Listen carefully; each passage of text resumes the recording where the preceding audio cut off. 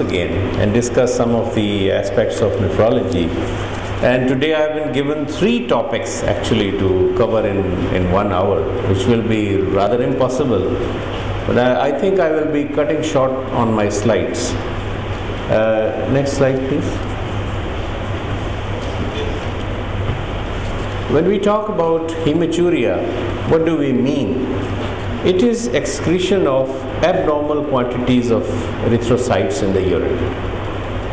So more than 1 RBC per 10 to 20 high power field examination of unspun urine, if you have not spun the urine in the centrifuge machine, or more than 500,000 RBCs per 24 hours of urine, or more than 8,000 RBCs per ml of urine, or more than 3 to 5 red blood cells per high power field on examination of the urine sediment.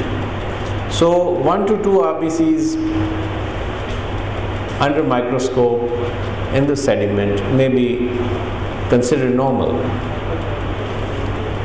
Next one, please. So once a patient has hematuria, you have actually done a dipstick and you find that the dipstick is positive. And then if you combine this dipstick positive with the microscopic examination and you find that the midstream urine shows RBCs, you ask for a culture, because infections can give rise to microscopic hematuria. If the culture is positive, then you treat the infection and then you repeat the urinalysis, and if the cultures are negative, good enough. But if the cultures still remain positive, then you further investigate them for any anatomical abnormality. But if the urine culture is negative, then one would like to investigate that why these RBCs are coming and where are they coming from other than infection. And then it is the RBC morphology. If you look at the shape of the RBCs that are in the urine, you can tell whether these RBCs are coming from the glomerulus or they are coming from lower down tract. So if the RBCs are dysmorphic, then these RBCs have traversed the glomerular basement membrane, and that's why their shape has been deformed. But if the RBCs are uniform and normal looking, smooth looking, then most likely it's a non-glomerular hematuria. So if the RBCs are dysmorphic, you start a nephrological workup. But if the RBCs are uniform and nice looking, then you start a urological workup. Next. So hematuria is a sign of disease originating from the kidneys or lesions of the urinary tract from renal pelvis right up to the external urethral meatus. And it may be part of a systemic disease which has secondarily involved the kidneys or the lower urinary tract. Next one, please. So what are the patterns of hematuria? So hematuria may be microscopic or it may be gross. So we call it covert or overt microscopic hematuria. And then initial or terminal or mixed. So if it is initial, then it is coming from the lower urinary tract. And if it is terminal, then it may be coming from the bladder, that at the end of the micturition, where the bladder walls approximate with each other, then the RBCs come out from a bladder papilloma or a bladder carcinoma. And if it is mixed throughout, it could very well be from above or from glomerular origin. And then this hematuria may be symptomatic or it may be asymptomatic. It may be painful or painless hematuria. Next one. So how do we localize the hematuria? So first we have divided it into glomerular and non-glomerular. And if it's a glomerular, then it's a kidney problem. If it is a non-glomerular, it's a urological problem. So if it is glomerular, it will usually be altered in color. It will be a smoky urine or a brown urine or a Coca-Cola colored urine. And it may be mixed with blood if it's a massive hematuria from the kidney. And if it is there, then usually on the dipstick you have blood positive also, the protein positive also, because blood is also a protein. So if you have hematuria, you'll get on the stick a protein positive. And then RBCs or WBC casts may be found, dysmorphic RBCs may be found, and renal tubular epithelial cells may be found, indicating that this is a glomerular disease or a glomerulonephritis, something of that sort. But if this hematuria is non-glomerular, it's usually red in color and there are clots present. And then it may be terminal or initial, and proteinuria is usually less. Casts are usually absent, RBCs are uniform in shape, and there are other lower urinary tract symptoms or LUTs, which is frequency, urgency, dysuria, or a line pain or a suprapubic pain, or things like that, indicating there is a local reason for it. Next one, please. So once a patient has a red-brown urine, then what are the other possibilities other than having blood in the urine? So a dipstick negative, if there is hematuria and it's dipstick negative, that means the color is altered, but if you do a dipstick, there is no blood on that, then you should think about certain chemicals that can alter the color and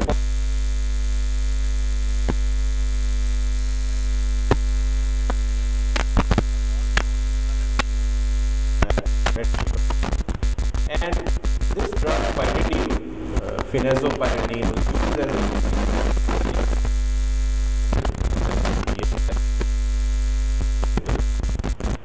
this used to color the urine.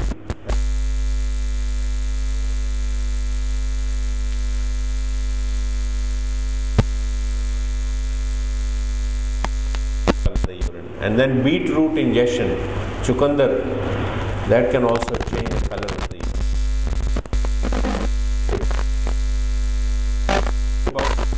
Hemoglobin, myoglobin. So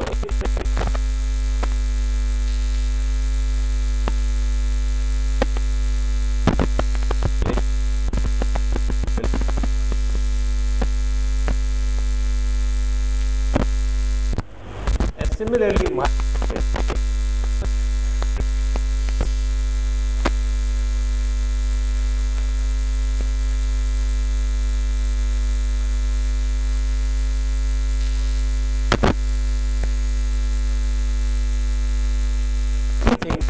if the positive hemolyzed blood. Next one, please. So indications of renal biopsy. That in such a situation, if there is hematuria, you would like to know the cause.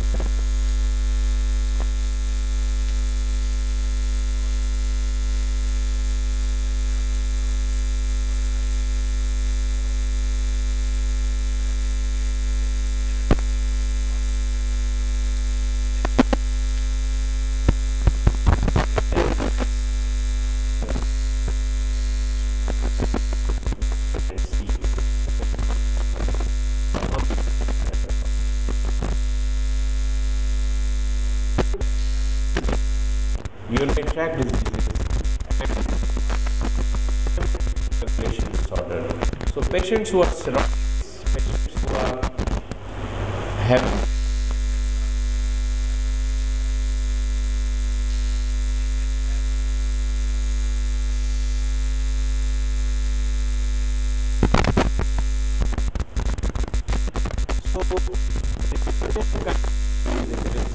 glomerular, then primary like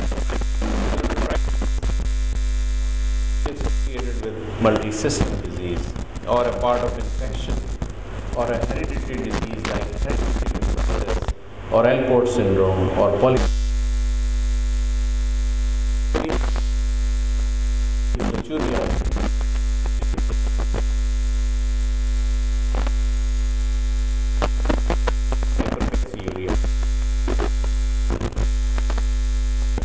In our setup, I think urinary tract tuberculosis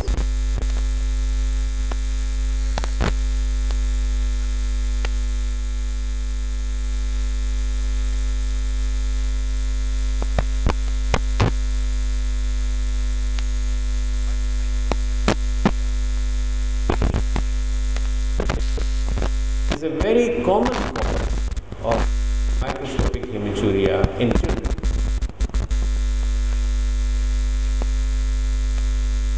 That were done for some other reason that there is blood in the urine. And if you do the urinary calcium, you find that the urinary calcium is above normal. And if you treat this, then the hematuria may settle down. The other causes of hematuria are vascular and tubular interstitial diseases. So hypersensitivity reactions, neoplastic, hereditary, vascular, a papillary necrosis. So necrotizing papillitis, which can occur in diabetics, that because of compromised circulation of the medulla, the papilla can necrose and slough off, and it can give rise to microscopic hematuria and renal colic. So that's a very much underdiagnosed cause of hematuria. Similarly, this necrotizing papillitis can occur in analgesic nephropathy. So many times people who have been using painkillers for a very long time can come up with hematuria and necrosis of the papilla. So trauma to the kidney and acute pyelonephritis. These are other causes. Next one. Urinary tract diseases from the renal pelvis. There could be a tumor in the renal pelvis, in the ureter, in the bladder, in the prostate, or in the urethra. And then please do not forget contamination with menstrual blood. That many a times there is cervical erosion or there is a menstrual blood, and that can get mixed with urine. So I think whenever you interpret reports of urinalysis in females, I think you should always rule out that the woman has not been menstruating. Next one. So how do you evaluate? In the history, the pattern of hematuria with respect to time, symptoms and appearance, it is important. The relation to exercise, medications, voiding is important. That if it comes with the act of micturition, terminal hematuria, it will tell you that it's coming from the urinary bladder. Relation to exercise, sometimes there is a floating kidney, and people who do jogging and others, they can have few RBCs in the urine. History of fever, rash, arthralgias, arthritis, bleeding tendency, medication, travel, all these will tell you that there is maybe a post-infectious glomerulonephritis or a systemic disease, collagen disease like SLE or polyarthritis nodosa or Wagner's granulomatosis or any of those which are causing arthralgias. And then hearing loss is again important in terms of hereditary nephritis or Alport syndrome. So family history of renal disease, hematuria, stones, deafness, sickle cell disease, bleeding disorder and polycystic disease, these are all important in the family. So not very uncommonly, I would say, a young boy who is 15, 16 years old is brought to you that his urine report shows RBCs. And if you specifically question about the hearing, they may say yes, his hearing is a little bit deficient as compared to normal. And then at that stage, if you screen other brothers in the family or the mother or parents, and you find hematuria in the rest of them, you are probably dealing with a case of Alport syndrome. So I think it's very important that without any history of sore throat, without any history of line pain, painless hematuria, microscopic hematuria, hearing defect, think about, especially in males, think about hereditary nephritis. Next one. So how does the physical examination help you in delineating the cause of hematuria? So it is blood pressure may be high, edema may be there indicating glomerular disease, ecchymosis, petechial rash, skin rash, pigmentation, telangiectasia, angiomas, and other cutaneous lesions. Corneal and lens opacities, again Alport syndrome, hearing loss. Heart and lung examination may give you some clue. And then abdominal examination, for example, if kidneys are palpable bilaterally, you think about polycystic kidney disease, or if there is a mass palpable, you think about a renal tumor or a hydronephrotic kidney. And then you go for the initial laboratory investigations. Next one, please. And these include the urinalysis. So in the urine, you will look at the dipstick, you will look at the urine infection. If there is any urine infection, rule that out. And then look at the microscopic hematuria, that is it mild or moderate or gross or whatever. And look at the color of the urine, it's red or brown, or does it go with the, if the urine color is red or brown and there are very few RBCs under the microscope, then think about hemolytic process. That hemolysis has given rise to free hemoglobin. That's why you have a dipstick positive. Or think about myoglobinuria. So you do a hemoglobin, white cell count, coagulation profile, renal function test, electrolytes, calcium phosphorus to see if there is hypercalcemia, and then hypercalciuria, which is responsible for hematuria. Urine calcium to creatinine ratio. If you can't collect the 24-hour urine sample for calcium, at least you can do a calcium to creatinine ratio, and the normal ratio is less than 0.02. So urinary 24-hour urine studies you can do, and then you can do other radiological studies. So if it is inflammatory disease involving the kidneys, for example, post-infectious glomerulonephritis or some other form of nephritis, then you do the ASO titers, the anti-hyaluronidase, anti-DNAs, anti-NADAs titers, and if they are high, they may suggest streptococcal infection, giving rise to nephritis and microscopic hematuria. You may do complement levels C3, C4, ANA, anti-DNA to see if this is a immune complex mediated disease. If the immune complexes get deposited in the kidney, like in lupus or like in post-infectious glomerulonephritis. Hepatitis B and C are again very common causes of glomerulonephritis. They affect the kidneys as much as they affect the liver. And we are getting a lot of cases of Hep C related glomerulopathy or Hep B related glomerulopathy. And they cause focal glomerulonephritis, they cause membranous nephropathy, they produce membranoproliferative GN, they produce renal failure, and they can produce nephrotic syndrome. So all sorts of, so it's very important in any patient who has proteinuria and hematuria to at least exclude these two common problems which are in our society somehow very common now. And then these two tests are done to exclude cryoglobulinemia, which is again a cause of the cold precipitated proteins which can give rise to hematuria and glomerulonephritis and renal failure. And in this condition again the complements they go low. And then this NCA, I'm sure you are familiar with NCA. You might get a question. NCA is an anti-neutrophilic cytoplasmic antibody. NCA. This is a new test that has come up in last 10 years. It is a test that indicates systemic vasculitis. So conditions like polyarteritis nodosa can be diagnosed if P-ANCA is positive. There are two varieties, P-ANCA and C-ANCA. C-ANCA is present in the Wegener's granulomatosis, which is a chronic granulomatous disease involving the lungs, paranasal sinuses, and the kidneys. So vessels in this area and vessels in the kidney, they get inflamed. And if C-ANCA is positive, then you are dealing with Wegener's granulomatosis. And if P-ANCA is positive, then you are dealing with polyarteritis nodosa. So these are the two conditions which affect the kidney. Actually, kidney is an organ which is involved in almost all systemic diseases. So a great knowledge of these systemic diseases is needed whenever you are dealing with kidney cases.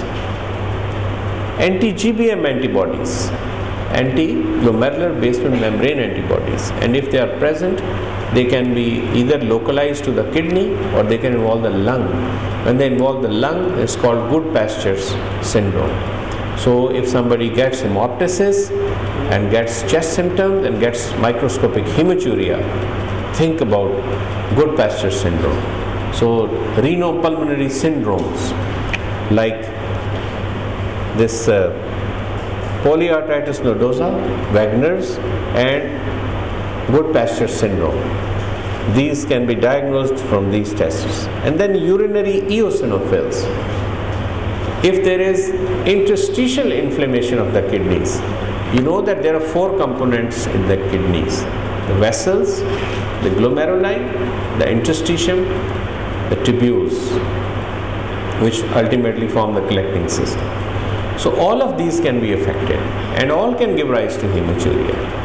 Vasculitis, vessels in the kidney, if they get inflamed, you get hematuria. If the glomeruli get involved, you get hematuria. If the interstitium gets involved, still you get hematuria. And if the tubules get necrosed, acute tubular necrosis, still there would be some hematuria. But it is interstitial nephritis, acute interstitial nephritis, in which there is eosinophils in the urine or eosinophiluria, and there is maybe eosinophilia. Usually it is an allergic interstitial nephritis, and it can occur because of the use of quinolones like ciprofloxacin or ofloxacin or rifampicin or aminopenicillins, or it can occur from non-steroidal anti-inflammatory drugs like diclofenac and ibuprofen and others. So acute interstitial nephritis can occur, can be picked up on urine eosinophils. If you find those, then you're probably dealing with parenchymal disease, and hematuria is because of interstitial nephritis. Audiogram, again, to test the hearing of the person if this is a hereditary nephritis. And then renal biopsy. You may be able to do a biopsy and see exactly where the problem is. Is it glomeruli, is it tubules, is it interstitium, or is it vessels in the kidney that are affected? Next one. And if it is non-glomerular hematuria, you may do a 24-hour urinary calcium or a spot urinary calcium to creatinine ratio, an ultrasound, an IVU, a CT scan, angio, or cystoscopy. So usually this kind of workup falls in the domain of a urologist, who will then look into the tubes and pipes and see if the problem lies there. Next one, please. Now this slide shows you RBCs under the microscope, which are quite smooth, uniform in shape and size, and they have the central halo, quite smooth, normal looking RBCs in the urine. This is a bladder hematuria because of a growth in the urinary bladder. So the RBCs are well shaped, they are normal looking. Next one. And these are the RBCs that you see, they have shapes that are distorted, and you can see these spicules coming up, these handle knob-like projections coming up from the surface of the RBCs. These RBCs are called acanthocytes, and these indicate dysmorphic RBCs, indicating that they are coming from the glomerulus. So this type of picture will tell you that the cause is not bladder tumor, the cause is not a renal cyst, the cause is not a stone somewhere, the cause is a glomerular disease, and we have talked about glomerular diseases This may be post-infectious or hereditary, or these may be part of glomerulonephritis, or these may be IgA nephropathy, or part of a systemic disease like good pastures, like Wegener's, like polyarthritis, like SLE, that you have these RBCs. So people have actually done the mean corpuscular volume, MCV, of the RBCs which are present in the urine, and they tell you whether these RBCs are glomerular or non-glomerular. So if you can initially divide the hematuria into glomerular and non-glomerular, I think it becomes very easy to exactly pinpoint whether to refer the case to a urologist or to a nephrologist. And then yourself you can see if there are hemorrhages elsewhere.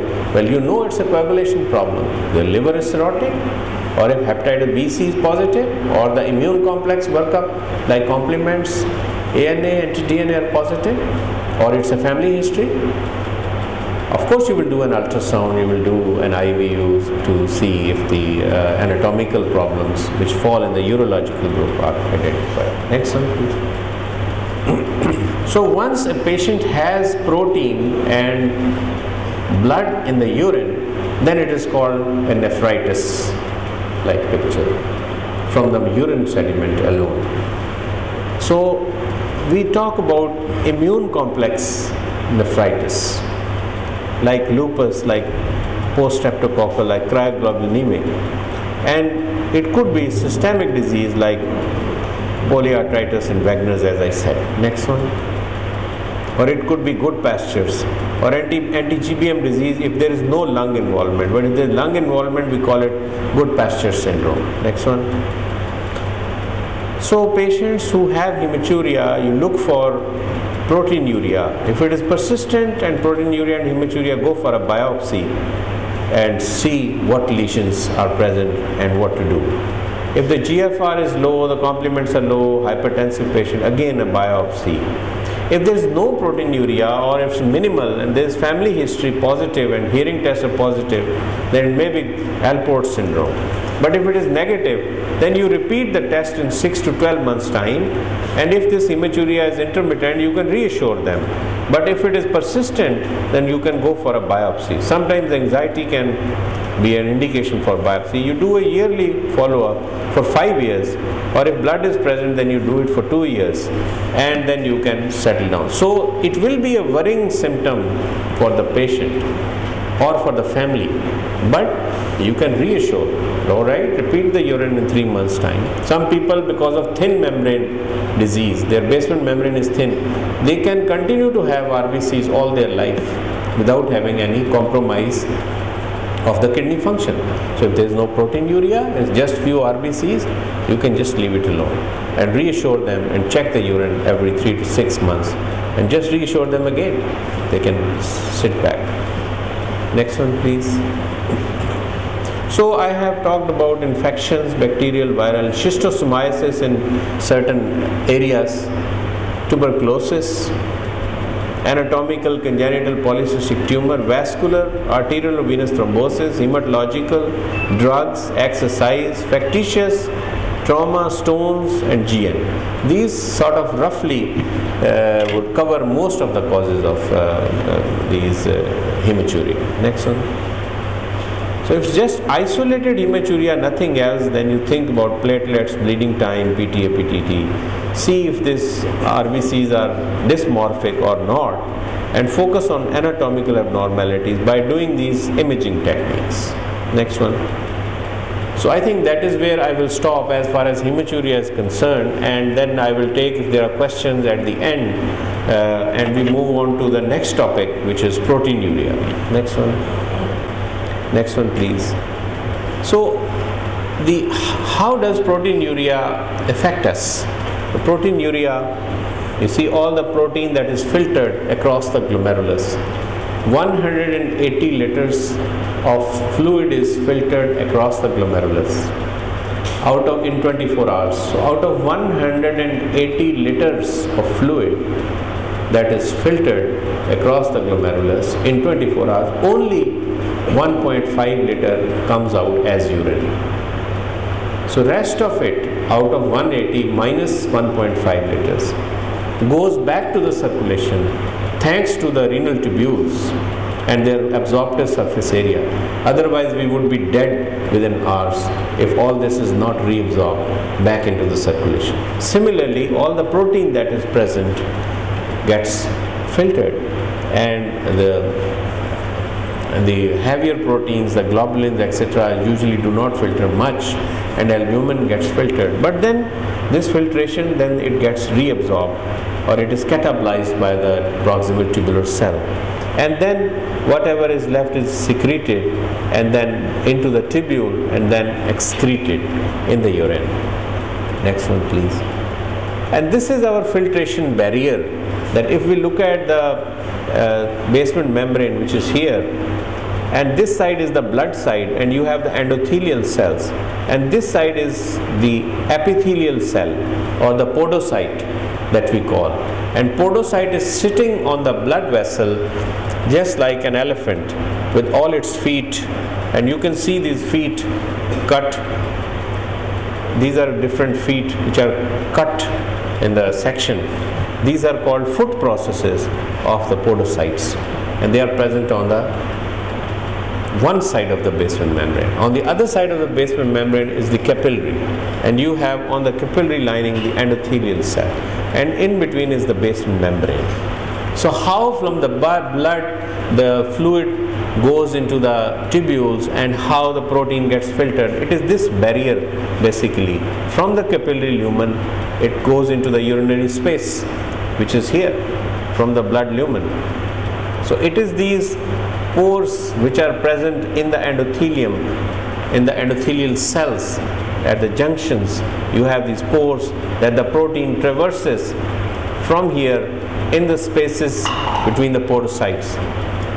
And over here there is a charge selectivity, that the protein which is negatively charged is repelled by the electronic charge which is present over here, which is also negative. So the negative charge repels the negative charge, and that's why not much protein filters out.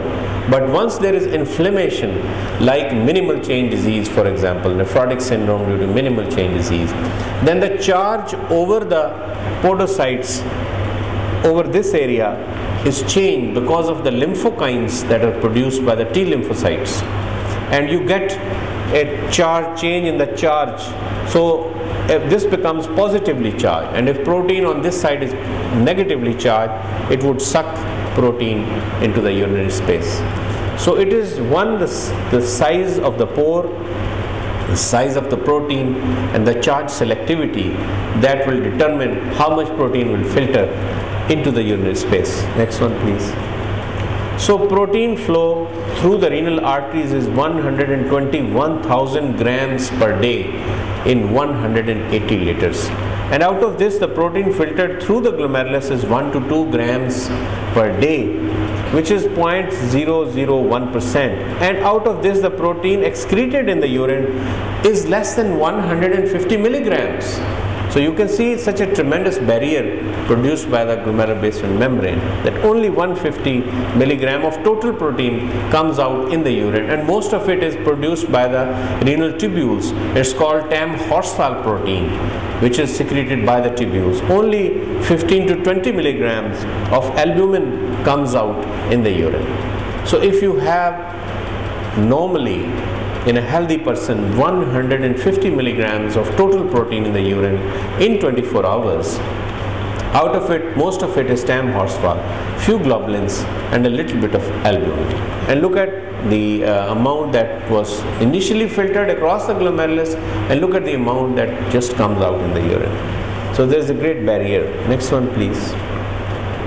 So once there is proteinuria, if it is microproteinuria or microalbuminuria, if it is falling below 300 milligrams in 24 hours, we call it microalbuminuria. If it is more than 300 milligrams, then it is called overt proteinuria, and your dipstick picks up if it is more than 500 or so. So a patient can have microalbuminuria and still the dipstick test can be negative.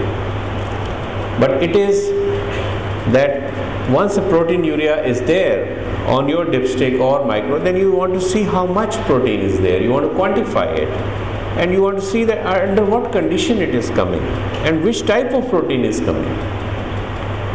So all these questions need to be answered. So transient proteinuria, 4 to 7% people in high fever, in raised intracranial pressure, and exercise, one can get a transient proteinuria which can be ignored and it settles down. The other is intermittent proteinuria, which comes and goes. And third is orthostatic proteinuria. Has anybody got an idea what is orthostatic proteinuria? Yes, it is with movement that you get proteinuria, and if the person rests at night, there is no proteinuria, floating kidneys, or and then persistent proteinuria, which is there all the time. And which protein? It may be an overflow of proteins. Overflow means if abnormal amounts of certain proteins are formed in the body, for example, myeloma proteins, multiple myeloma, or light chain proteins are being formed, they may be filtered in the urine. So this would be an overflow proteinuria. And then tubular proteinuria, which is coming from the disease of the tubules. And then glomerular proteinuria, which is far more in quantity as compared to tubular proteinuria, because the main barrier is at the glomerulus, where you have the glomerular capillaries and the basement membrane. Next one. So this proteinuria leads to edema formation, and once edema occurs, we have to keep in mind these two theories for edema formation in proteinuria. One is underfilled theory and the other is overfilled theory. The underfilled theory says that once there is filtration of protein, the plasma volume decreases. And once the plasma volume decreases, the JVP, the venous pressure, falls. The intravascular volume contracts because the protein has filtered out. And once the protein filtered out, the fluid will move into the interstitium and into the cellular compartment. It will not stay in the intravascular compartment because the oncotic pressure in the intravascular compartment has fallen, which keeps the fluid in the intravascular compartment. So intravascular volume depletion will occur, and it is due to protein loss. So the whole intravascular compartment is shrunken, but the extravascular compartment is expanded because of seepage of fluid over there. So this is called an underfilled theory, that the intravascular compartment is underfilled. But in certain conditions, like for example diabetic nephropathy, where the GFR also falls significantly, you get an overfilled theory concept, that intravascular expansion occurs because of decreased filtration. If there is decreased filtration, the intravascular volume will expand, and when it expands, the JVP will rise, and then because of the decreased filtration, the kidney will behave as ischemic, and kidney will generate renin and angiotensin. And this renin will of course stimulate angiotensin and then aldosterone, and that will give rise to salt and fluid retention.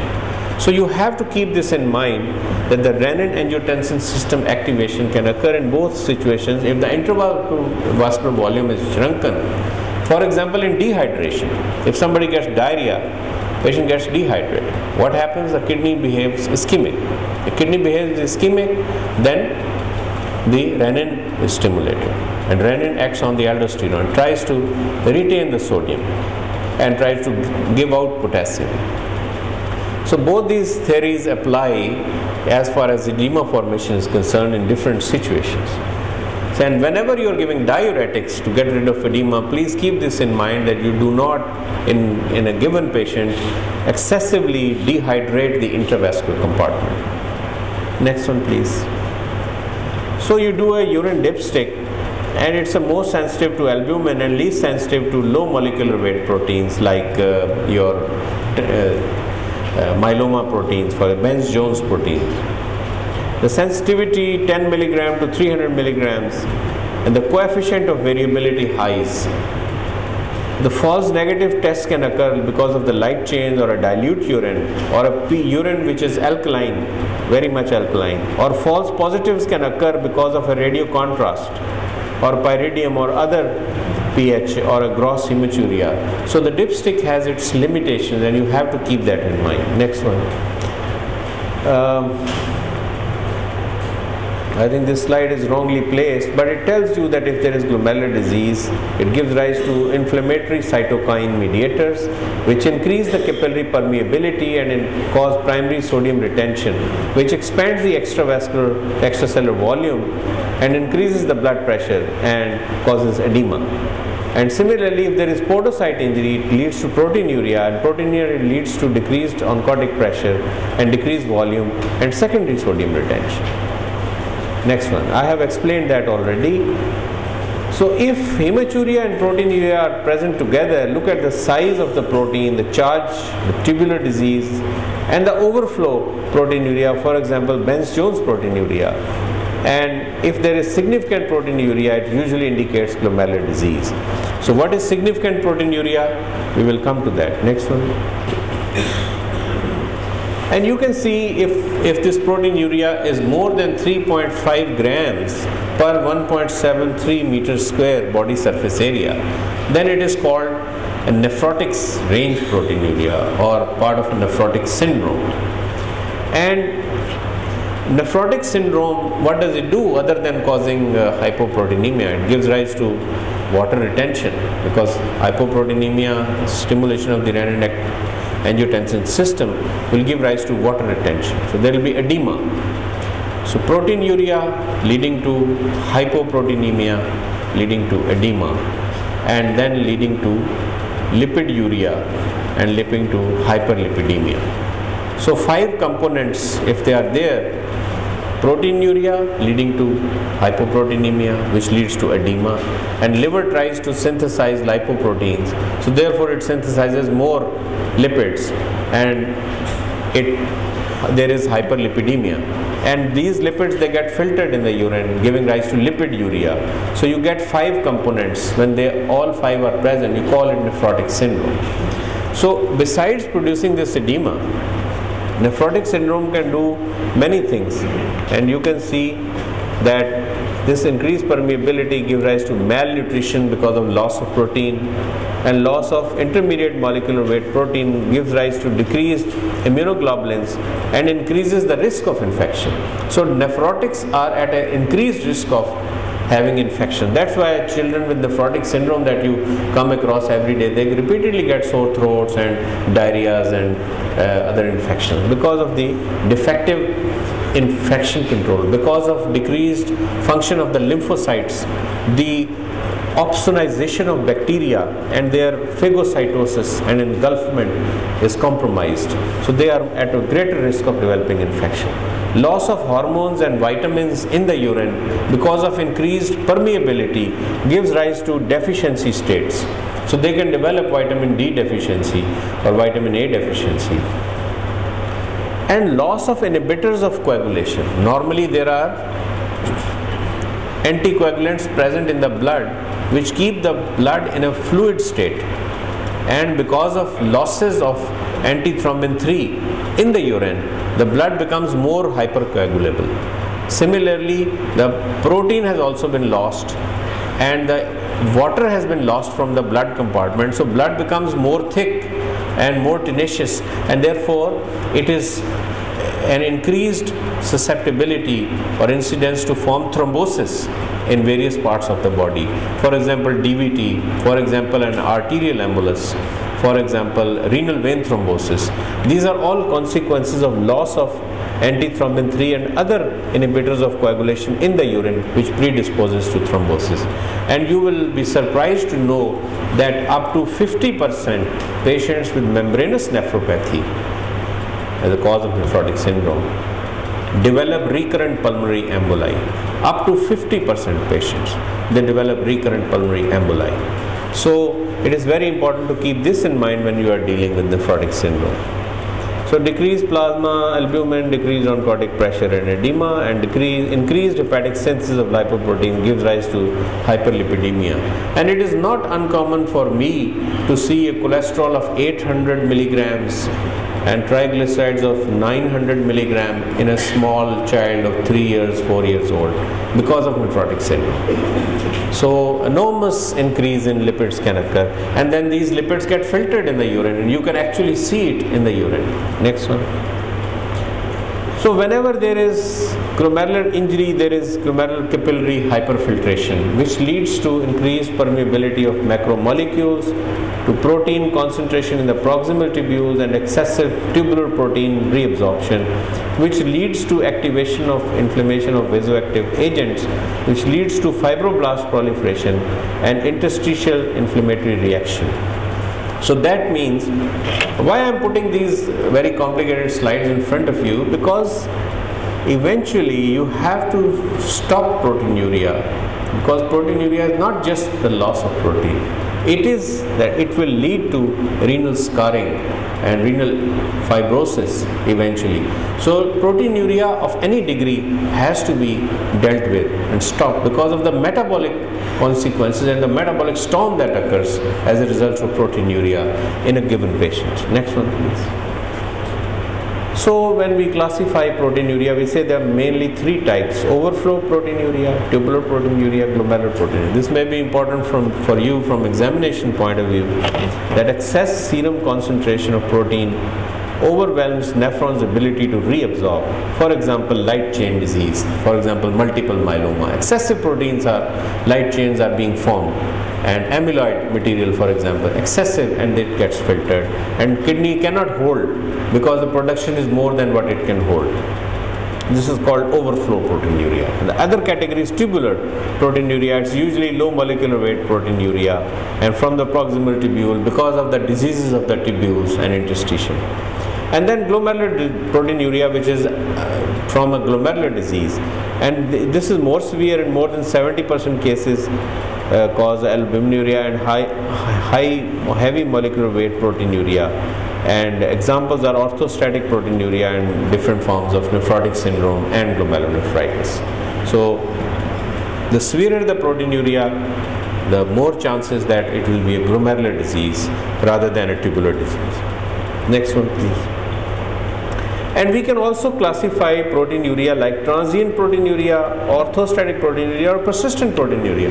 So this protein, whichever is coming, whether it is tubular or it is glomerular or it is overflow, could be transient, or it could be orthostatic, or it could be persistent. We can classify it in that way also.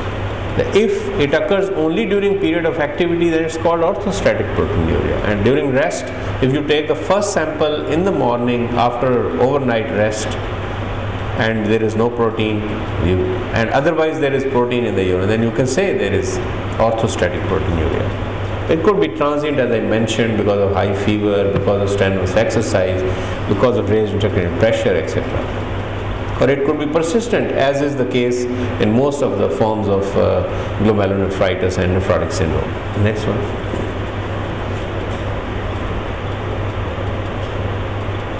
I think this slide is unnecessary. Next one. So orthostatic proteinuria caused by upright position, age usually less than 30, proteinuria usually less than 1.5 grams. Diagnosis: split day and night urine, and you collect or you do the spot protein creatinine ratio, first morning specimen and in the mid-afternoon, and you see the difference, and you can tell this patient has got orthostatic proteinuria. So I think before you refer to a nephrologist, you should be pretty clear in your mind what sort of proteinuria are you referring to a nephrologist. And what is the significance of this orthostatic proteinuria? If it remains persistent, if it is like 1.5 grams or so, over the years, even this can cause damage to the kidney. As we have discussed, that what are the consequences of proteinuria as far as the human body is concerned. Next one. So the most important point in the morning collection, after the first morning void spot protein creatinine ratio should be normal, less than 150 milligrams, so the ratio will be less than 0.15 and not just lower than the afternoon collection. And once the diagnosis is established, I think this long-term prognosis is excellent, but you need to look it up that if it is severe, then it can cause damage. Next one. And then we can say the proteinuria which is persistent can be subnephrotic range or can be nephrotic range. If it is less than 3.5 grams, we call it subnephrotic. If it is more than 3.5, we call it nephrotic. So it has therapeutic and diagnostic implications, but practically both are proteinurias and both are detrimental to the kidney. Next one, please. Next one, please. So I have given you the definition of nephrotic syndrome, that it is 5 things: proteinuria, hypoproteinemia, edema, lipiduria, and hyperlipidemia. Next one. Many causes of nephrotic syndrome. I think I'll discuss that in next few slides. Next one. Next one, please. So how do you evaluate if you have a patient with proteinuria? Next one. You see the onset, how acute it was, what's the duration. Diabetic history, if it is applicable. A diabetic comes to you with proteinuria, you don't know whether this proteinuria is because of diabetes or it is because of some other disease patient is carrying. Maybe a diabetic patient has multiple myeloma, maybe a diabetic patient has amyloidosis, maybe a diabetic patient has glomerulonephritis. So you look for long enough history of more than 10 years at least in our setup of diabetes. You look for retinopathy, look for neuropathy. If these complications are there, then probably you are dealing with a case of diabetic nephropathy. If it is not, if it is only 1-year-old or 2-year-old diabetic and there are no other findings, think about a secondary cause and another cause of proteinuria. Then renal symptoms: edema, hypertension, hematuria, frothy urine, renal failure. This you have to find out. Constitutional symptoms like myalgias, joint pains, fever, they might tell you whether you are dealing with all those causes that we have discussed under the heading of hematuria. You can put them here also. And then symptoms of coagulopathy, for example DVT or renal vein thrombosis or pulmonary embolism. You should keep that in mind. Next one. And then rheumatological history of joint pains, drugs, non-steroidals is important. Malignancy. Remember that solid organ malignancy can give rise to nephrotic syndrome. A carcinoma in the colon, a carcinoma in the thyroid, a bronchogenic carcinoma. Patient can come to you with nephrotic syndrome. So elderly patients, if they come to you with proteinuria without any other cause, at least think about an occult malignancy. And I have come across many a times patients in old age who are referred to me with nephrotic syndrome. They have got a bronchogenic CA. You do an X-ray, you find a tumor there. Or they have a history of altered bowel habit. You do a colono and you find a tumor sitting there. So it is this malignancy that gives rise to nephrotic syndrome. So you have to keep that in mind, and history is very important. Certain drugs which are sold over the counter, herbal medicines, they are all known to produce proteinuria and nephrotoxicity. Family history of renal disease and exposure to toxins. Next one. A patient with proteinuria may have edema, so weight is important. BP may be high, fundus, fluid overload features. Next one. And this is a flow diagram to assess the proteinuria. If it is sulfosalicylic acid negative on the dipstick positive, but your boiling method of protein, sulfosalicylic, is negative, think about a transient proteinuria, you can confirm it. And if it is persistent, you think about orthostatic or permanent proteinuria. But if it is dipstick positive, dipstick negative, and on coagulation method the sulfosalicylic acid is positive, think about light chains or lysozymes. Next one. What labs will you do? Renal function and GN screening. That involves, I have already mentioned, C3, C4, eosinophils, hepatitis B, C, hemoglobin A1C, serum protein and urine protein electrophoresis to exclude myeloma, ANA to exclude SLE.